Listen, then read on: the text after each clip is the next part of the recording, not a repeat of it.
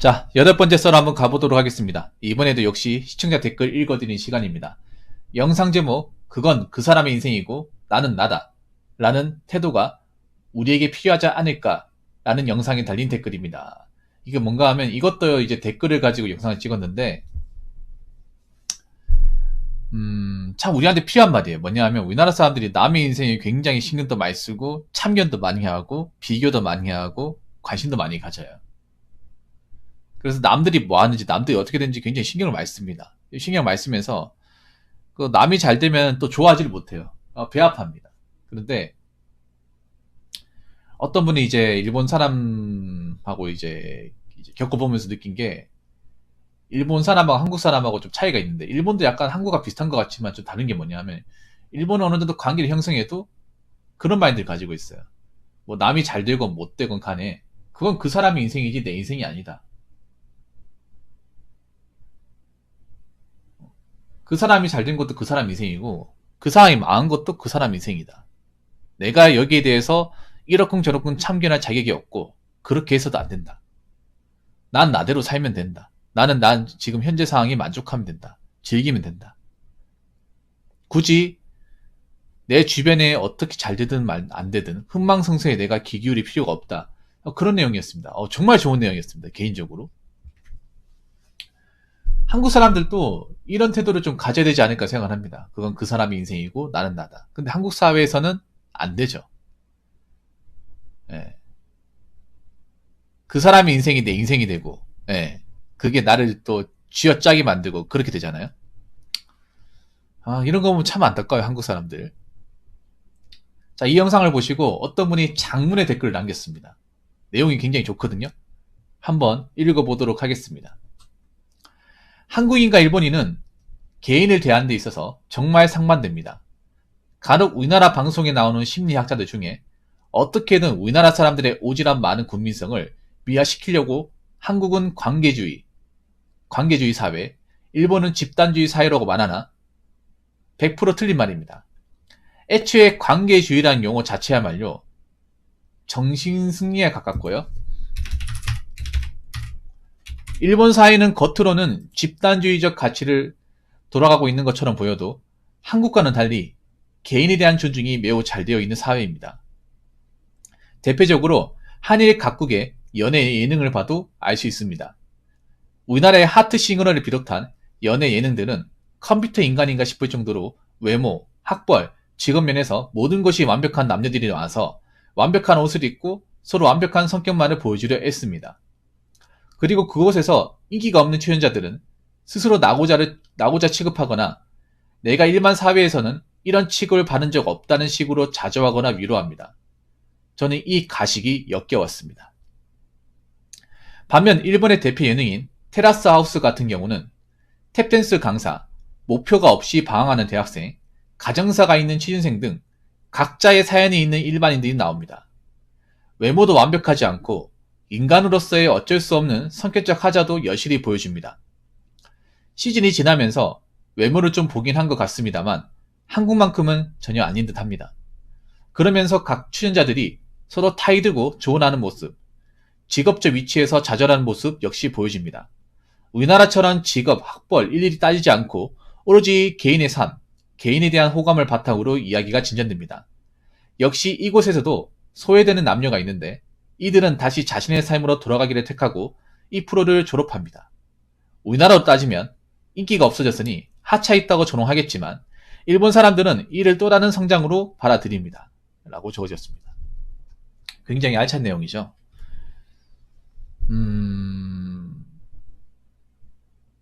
보면 나도 좀 이 부분에 동감을 해. 보통 이제 심리학 교수님들이 나와가지고 이렇게 강의하는 프로그램도 있잖아요.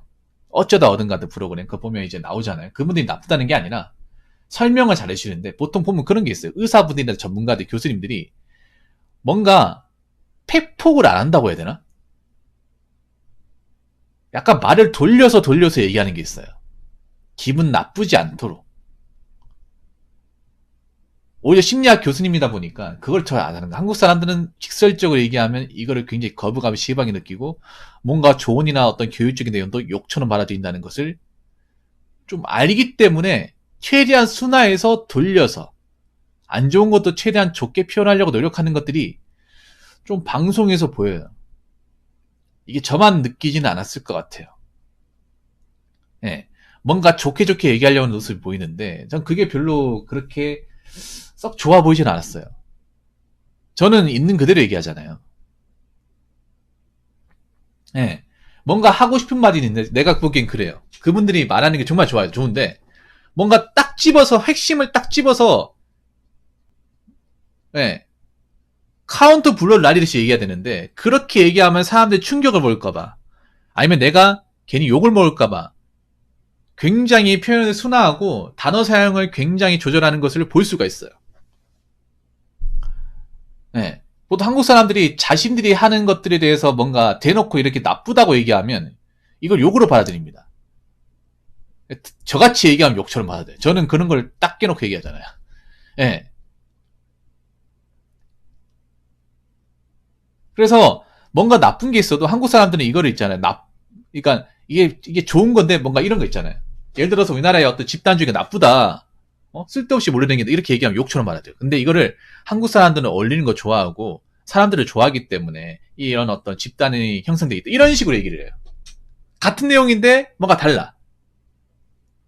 한국 사람들은 뭔가 어울리는 거 좋아하고 어떤 더불어 사는 것이 기본적으로 깔려있기 때문에 이런 걸 피할 수 없다고. 한국 사람들은 개성도 없고 쓸데없이 몰려다니는 거 좋아한다. 이렇게 얘기하는 거 다르잖아, 이게.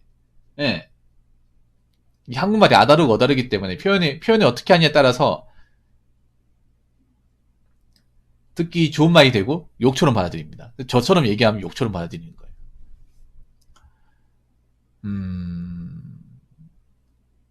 애초에 관계주의라는 용어 자체야말로 정신승리에 가깝고요. 우리나라는 관계주의는 맞는데요. 이 관계주의 웃긴 게 뭐냐면 이득적 관계주의죠. 정말 관계가 소중하게 생각하는 관계가 아니라 뭔가 이 사람하고 같이 있으면 내가 이득 볼 게 있으니까 있는 관계입니다. 사실 우리나라가 뭐 정에 기인했다고 하지만 난 그것도 아닌 것 같아. 그냥 서로 피자니까 뭔가 이득이 되니까 만나는 거예요. 정말 순수한 관계가 아닌 거죠. 또 이렇게 얘기하면 또 한국 사람들 욕먹겠죠. 관계를 무시하지 마라 하면서.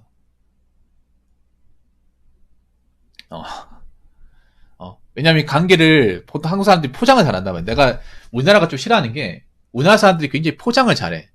안 좋은 것도 포장을 잘하잖아. 안 좋은 말도 포장을 해서 얘기하잖아요. 뭐 그런 포장하는 걸 정말 싫어하거든요. 지속가자 같이 보여가지고. 예. 그냥 관계주의라기보다는 관계의존주의죠. 관계를 지나치게 의존하죠. 예. 관계 안에서 상처받으면서 관계에 벗어나는 것을 뭔가 내 인생이 끝나는 것 마냥 그렇게 받아들이잖아요. 관계의존주의죠. 자, 한일 각국의 연애 예능을 봐도 알 수 있습니다. 하트 시그널 말고도 이런 거 많이 있지. 하트 시그널 성공하니까 우리나라 또 특징이 있어. 뭐 하나 성공하면 비슷한 거 계속 나옵니다. 비슷한 거. 이런 커플 프로그램. 예. 이거 성공하니까 뭐 환승연애. 또 뭐 나오지? 뭐 돌싱글즈. 예. 나는 돌싱이다. 뭐 이런 거 맞죠? 굉장히 우후죽순으로 나오잖아. 그리고 여기 말이 안 되는 게 뭔가 일반적인 남녀가 아니잖아요. 근데 뭔가 정말 대단한 사람들만 나오잖아요. 정말 대단한 사람들. 우리가 실제로 보기 힘들거나 일반적으로 만나기 힘든 사람들이 이제 커플로 나오는 건데 이걸 굉장히 일반적인 대학생들이 하는 것처럼 막 미화시키죠. 예. 평범하지 않은 것을 평범한 것처럼 보여준단 말이야. 이런 거 정말 잘한다, 미디어에서.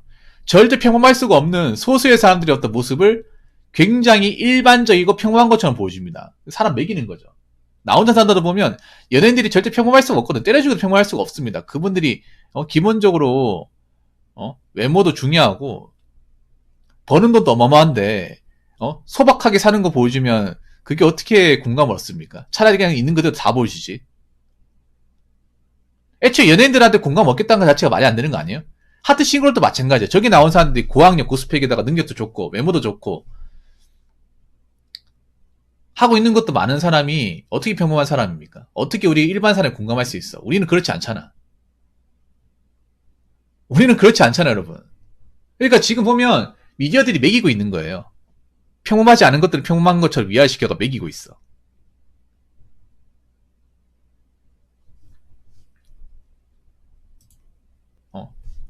그리고 이런 가식을 대놓고 하고 있죠. 누가 가식을 더 잘하는지 배틀을 들고 있습니다. 대한민국 프로그램은. 아, 일본도 이런 게 있구나. 테라스 하우스. 나중에 한번 찾아봐야겠네요. 이게 뭔지. 궁금하네요.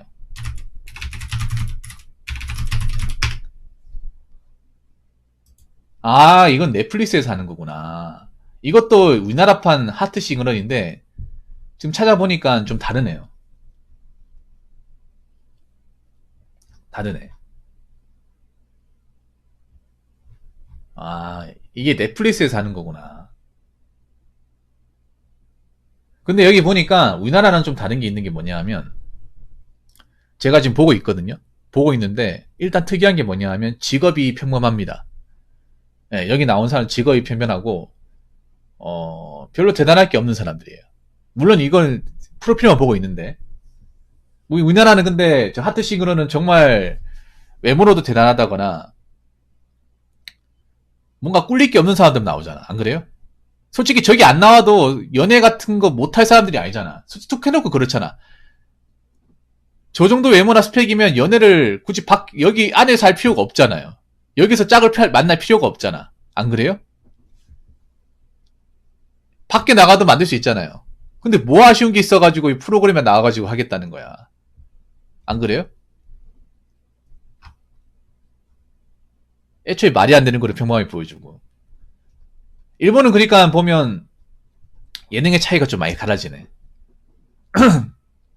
이 하트 시그널과 테라스 하우스의 차이도 느껴지는데 뭐냐면, 일본은 그래도 어느 정도 현실적으로 대중들이 공감할 수 있고 받아들일 수 있는 환경 내에서 만든다는 거잖아요. 근데 우리나라는 말로는 공감을 얻는다고 하지만 공감과 지금 점점 떨어져 가고 있죠. 예. 여러분, 졸라 웃긴 게 뭔지 아세요? 우리나라 예능이 요즘에 공감대를 얻기 위해서 관찰 예능이나 뭐 평범한 사람들 대상으로 뭔가 프로그램 많이 만든 것 같지만 이걸 제대로 들어보면 절대 평범한 게 아닙니다. 공감 얻을 수가 없습니다. 예, 공감 얻을 수가 없어요.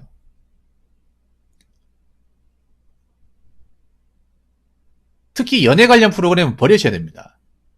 연애 관련 프로그램, 결혼 관련 프로그램은 건축이 하나도 없습니다. 그걸 공감 얻겠다 하면 본인 머리가 이상한 거예요, 이거는. 그걸 가지고 일반인들의 삶, 보통 사람들의 어떤 모습이라 생각하면요. 그건 진짜 대한민국 세상을 모르는 겁니다. 근데 그런 사람들이 좀 있어요. 여러분 생각해봐. 뭐 하트 시그널이나 뭐 한승연애나 뭐 나는 돌싱 이런 거 나오는 이유가 뭐겠어요? 이게 먹히니까 나오는 거야. 이거를 고지고대로 믿는 사람이 있으니까 나오는 거예요. 근데 우리나라에 지금 관찰되는 게 문제가 뭐냐 하면 제대로 뜯어보면 우리가 공감할 수가 없어요. 제대로 우리가 젖먹고 쉬어오면 우리랑 맞지 않는 것들이 한두 가지가 아니에요. 그래서 지금 우리나라의 어떤 그런 이제 프로그램 같은 경우, 예능 같은 경우에는 거짓 공감하려니 거짓 공감, 가식 공감, 네. 억지 공감이죠. 그런 것도 많이 하고 있죠. 애초에 우리랑 레벨이 다르고 환경이 다르고 처지가 다른데 비슷한 것처럼 평범한 것처럼 별거 아닌 것처럼 보여주고 있습니다. 네. 근데 반면에 일본 예능 같은 경우에는 그래도 최대한 보통 사람들의 어떤 모습을 보여주려고 노력을 많이 하네요. 네. 그럼 어느 쪽이 문제가 있는 걸까? 또 이렇게 얘기하면 붕어 형 또 왜 한국 거 깝니까? 한국 사람이 일본 거 칭찬하고 한국 거 무시하면 안 되잖아요. 붕어 형 친일파입니까? 또 이런 말 나올 것 같은데 이건 그런 게 아니에요. 아니 저도 일본 그렇게 썩 좋아하지 않지만 제대로 이렇게 아닌 건 아니라고 얘기해야 되지 않습니까? 사실 일본이 뭐 모르겠어요. 우리나라에서 뭐 그렇게 관계가 그렇게 썩 좋은 나라가 아니지만 그래도 배워야 될 거 많습니다. 경제적으로, 문화적으로 배워야 될 거 많습니다. 그래서 배워야 될 건 배워야 된다고 생각합니다. 우리나라는 좀 특히 문화적으로 일본한테 한참 배워야 됩니다. 또 이렇게 얘기하면 또 붕어 형 일본 사람 편드네. 뭐 가족 중에 일본이 있는 거 아닌가 또 이렇게 얘기하는 사람이 있을 것 같은데 아닙니다. 토종 한국인이에요. 예. 특히 문화적으로 배워야 될 게 많습니다. 문화적으로. 우리나라 문화적 성숙하지 못한 것들이 많습니다. 우리나라의 문화는 굉장히 썩었어요. 겉으로는 깨끗한 척, 순결한 척 하지만 막상 뜯어보면 기생충 투성입니다. 그걸 자꾸 덮으려고 하죠.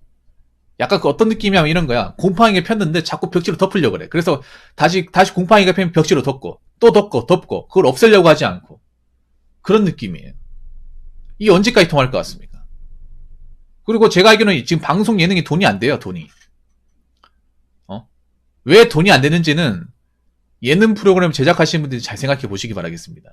돈이 안 되는 거면 골라서 만들기 때문에 돈이 안 되는 것 같습니다, 제가 봤을 때는. 공감이 안 되는 걸 억지 공감으로 집어넣으니까 정말 공감을 얻으려고 보는 사람들이 떠나는 거겠죠. 점점 떠나겠죠. 새로운 사람들이 오는 게 아니라 기존에 남아있던 사람 떠나겠죠. 그러면 더 이상 예능을 만들 의미가 없겠죠. 한번 잘 생각해 보시기 바라겠습니다. 예, 언제까지 대중들이 여기에 먹히는지. 자, 이상으로 8번째 썰 마치도록 하겠습니다.